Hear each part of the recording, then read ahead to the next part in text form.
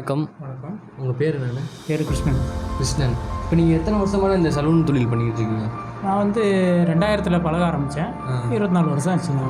இந்த தொழிலுக்கு இப்போ எப்படின்னா வரவேற்பு எப்படின்னா இருக்குது? வரவேற்புனா நம்ம வேலை செய்கிறத பொறுத்து இருக்குது. நீட்டாக நல்ல டிசைனிங்கு நல்லா வெட்டினோம்னா பார்க்குறதுக்கு நல்ல லுக்காக கஸ்டமருக்கு பிடிச்சி போச்சுன்னா வருவாங்க. வேலையை நல்லா ஸ்டைலாக வெட்டினோம்னா மனசுக்கு பிடிக்கிற மாதிரி வெட்டினோம்னா கஸ்டமர் நல்லா தேடி வரும். நம்ம இந்தியாவில் ஜாதி அப்படிங்கிறது ஒன்று வந்ததே ஒருத்தவங்க பண்ணுற தொழிலை வச்சு தான் வந்துச்சுங்க.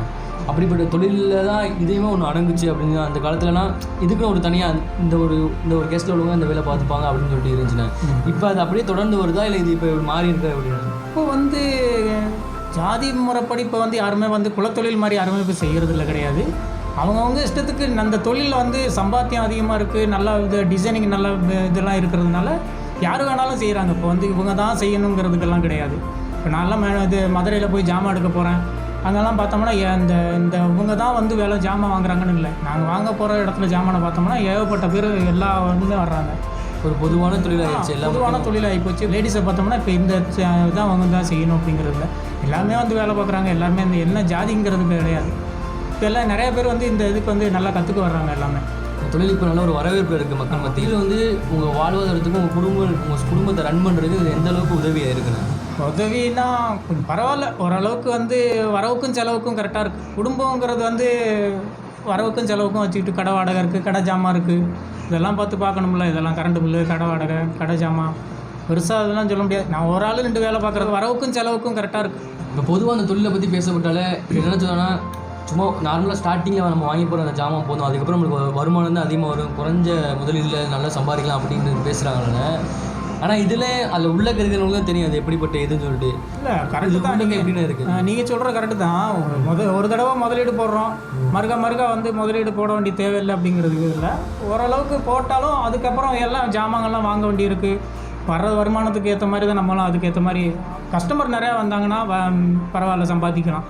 இப்போ நார்மலாக எந்த ஒரு இதுலேயுமே வாழ்க்கையில் இன்பம் துன்பங்கள் அப்படின்னு தொழில் மூலமாக உங்களுக்கு என்னைக்காச்சும் ஒரு நாள் ஒரு பெரிய இன்பம் அப்படிங்கிறது ஒன்று நடந்திருக்கு இது வரைக்கும், இல்லைனா ஒரு துன்பம் அப்படி அது ரெண்டை பற்றி ஏதாச்சும் ஒன்று உங்களுக்கு டக்குனு உங்கள் நினைவுக்கு வருது, அதை பற்றி சொல்லுங்கண்ணா. இன்பமும் துன்பமுங்கிறது வாழ்க்கையில் வர்றது தானே. வாழ்க்கையில் எல்லாத்துக்கும் வர்றது தான். இன்பங்கிறது அளவுக்கு பெருசாக ஒன்று சொல்கிற அளவுக்கு ஒன்றும் இல்லை. துன்பங்கள் தான் நிறையா வந்திருக்கு. துன்பங்கள் நிறைய வந்திருக்குது. அந்த துன்பத்தை கொஞ்சமாவது சமாளிக்க இது கொஞ்சம் ஒரு உதவியாக இருக்குது. அந்த மனசு தான் அதை வச்சு சமாளிச்சிடலாங்கிற ஒரு மனசு தான், ஒரு தன்னம்பிக்கையை வச்சுக்கிட்டு தான் இதுதான். துன்பங்கிறது அதை வச்சு சமாளித்து இதை வச்சு என்ன துன்பங்கள் நம்ம வச்சுக்கிறது தான் துன்பங்கள். இன்பங்கள் எல்லாமே நம்ம நடந்துக்கிற இதில் இருக்குது. மக்களோட அணுகுமுறை எப்படின்னு சில ட்ரிங்க்ஸ் இந்த மாதிரி பண்ணிட்டு வருவாங்க. இந்த மாதிரி உங்கள் தொழில் எதுவும் பிரச்சனை இல்லை, ஏதாச்சும் ஒரு சம்பவங்கள் அந்த மாதிரி ஏதாச்சும் நடந்திருக்காங்க? சலூன் கடை பொறுத்தளவுக்கு சில பேர் ட்ரிங்க்ஸ் அடிச்சுட்டு வருவாங்க. உங்களுக்கு ஏற்ற மாதிரி நம்ம வேலையை செஞ்சு முடிக்கணும். நம்ம ஏற்று நின்றோம்னா சண்டை சச்சரவு. ஏன்னா இருக்கிறது எல்லாமே கண்ணாடி பொருட்கள் எல்லாமே ரொம்ப பொறுமை வேணும் அப்படிங்கிற ஒரு விஷயம். இப்போ நார்மலாக ஒரு ஜவுளி கடை எடுத்துக்கிட்டோம்னா அங்கே உள்ள பொருளை பார்த்து மனிதர்கள் வருவாங்க. ஆனால் இந்த சலூன் அப்படிங்கிற எடுத்து பார்த்தா உங்களோட திறமையை பார்த்து மட்டும் தான் ஆள் வரக்கூடியது, உங்களோட பழக்க வழக்கங்களை பார்த்து ஆள் வரக்கூடியது. அப்படி தான் உங்கள் தொழிலே சார்ந்துருக்கு. மூலமாக உங்களுக்கு இப்படி வந்தால் மக்கள் நிறையா பழக்கமான நண்பர்களாக இந்த மாதிரி நிறைய பேர் ஆயிருக்காங்களா? எப்படின்னா இது பழக்க வழக்கம் தான் நம்ம நடந்துக்கிற முறையில் இருக்குது. வர்றவங்ககிட்ட கஸ்டமர்கிட்ட நல்ல முறையில் பேசி அன்பாக பழகிட்டோம்னா அவங்க வருவாங்க. அது நம்ம தொழில் திறமையை காட்டணும். தொழில் திறமையை காட்டினோம்னா நல்லா வேலை வரும். நம்ம நடந்துக்கிற பேச்சு திறமை, நம்ம நடந்துக்கிற முறை இதெல்லாம் இருக்குது, நிறையா இருக்குது. கரெக்டாக டயத்துக்கு சாப்பிட முடியுது அவங்களால? அது முடியவே முடியாது. இந்த தொழிலை பொறுத்தளவுக்கு டைமுக்கு சாப்பிட்றதுக்கு முடியாது.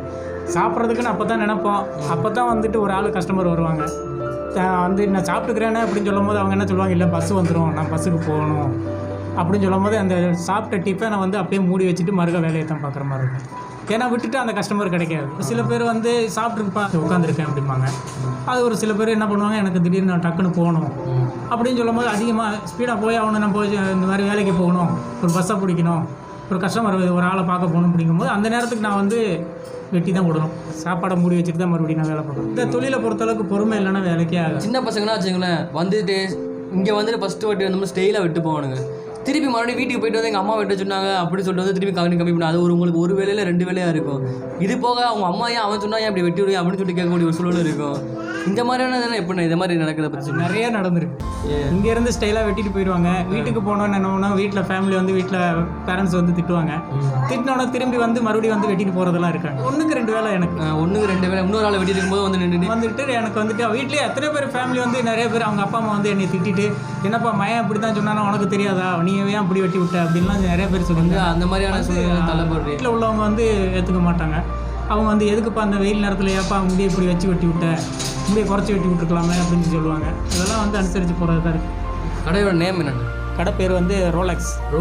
பேரே மாசாக இருக்குது. எதுக்காக வச்சு இல்லை, ஆறுங்கிற பேரில் வந்து ஃபஸ்ட்டு எழுத்து பேர் வைக்கணும்னு சொன்னாங்க. சரி ஆறுன்னு சொல்லும் போது வந்து சரி ரோலெக்ஸுங்கிற 6 வருது அப்படின்னு சொல்லிட்டு ரோலெக்ஸ் பேர் வைப்போமே அப்படின்னு சொல்லிட்டு வீட்டில் ஃபேமிலி சொன்னாங்க, பசங்க சொன்னதுனால இந்த பேர் வச்சு. பேரையே இப்போ ரோலெக்ஸ் அப்படின்னு கூப்பிடக்கூடிய ஒரு இதில் அந்த அளவுக்கு ரீச் ஆயிடுச்சு. என்ன கூப்பிட்றாங்க எல்லாருமே வந்து கிருஷ்ணங்கிற பேர் வந்து யாரும் கூப்பிட்றது ரோலெக்ஸ் தான் கூப்பிட்றாங்க. அந்த அளவுக்கு உங்களோட அந்த கடை ஒரு தொழில் உங்களுக்கு ஒரு அடையாளமாயிருச்சு.